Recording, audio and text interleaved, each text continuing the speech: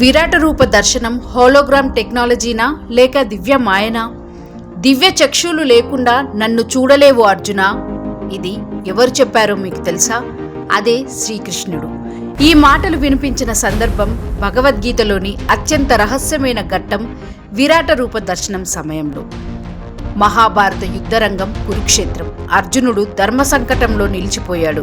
తన బంధువులపై ఆయుధం ఎత్తాలా వద్దా అనే సమయంలో శ్రీకృష్ణుడు అతనికి గీతా జ్ఞానం చెప్పి ఒక అద్భుతాన్ని చూపించాడు.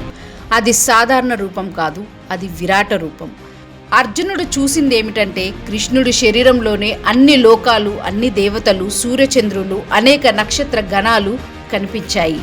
అగ్ని జ్వాలల మధ్య యుద్ధం చేస్తున్న వీరులు, కాలచక్రం తిరుగుతూ అన్నింటినీ నాశనం చేస్తూ కనిపించింది. అర్జునుడు భయంతో వణికిపోయాడు. దేవదేవా నీవెవరు అని అడిగాడు. కృష్ణుడు సమాధానం ఇచ్చాడు, కాలస్వరూపుడిని నేను అని. ఇది నిజంగా ఎలా సాధ్యం?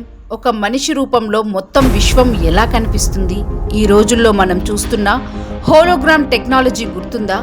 ఒక చిన్న గాజు ముక్కలో 3D రూపంలో మనిషి ప్రత్యక్షమవుతాడు. సంగీత కార్యక్రమాల్లో గాయకుల హోలోగ్రామ్ షోలు చూస్తున్నాం. అంటే వేల ఏళ్ల క్రితమే కృష్ణుడు ఒక అత్యాధునిక విజువల్ ప్రొజెక్షన్ చూపించాడా?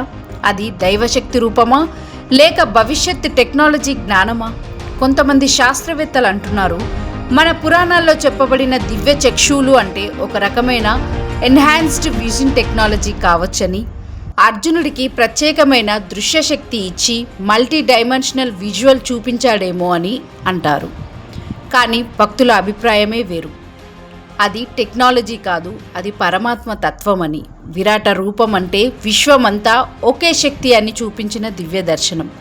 మనిషి కంటికి కనిపించని సత్యాన్ని క్షణాల్లో అనుభవింపజేసిన దైవ లీల. విరాట రూప దర్శనం నిజంగా హోలోగ్రామ్ టెక్నాలజీనా లేక భక్తి విశ్వాసాలకు అతీతమైన పరబ్రహ్మ స్వరూపమా? సత్యమేమిటో ఎవరికీ స్పష్టంగా తెలియదు. కానీ ఒక విషయం మాత్రం ఖాయం, ఆ రోజు కురుక్షేత్రంలో అర్జునుడు చూసింది సాధారణం మాత్రం కాదు. ఇలాంటి మరిన్ని పురాణ రహస్యాలు తెలుసుకోవాలంటే NOF మిస్టరీ ఛానల్ను సబ్స్క్రైబ్ చేసుకోండి. లేటెస్ట్ న్యూస్ అప్డేట్స్ కోసం డిస్క్రిప్షన్లో ఉన్న న్యూస్ ఆన్ ఫేస్ వాట్సాప్ ఛానల్ని ఫాలో అవ్వండి.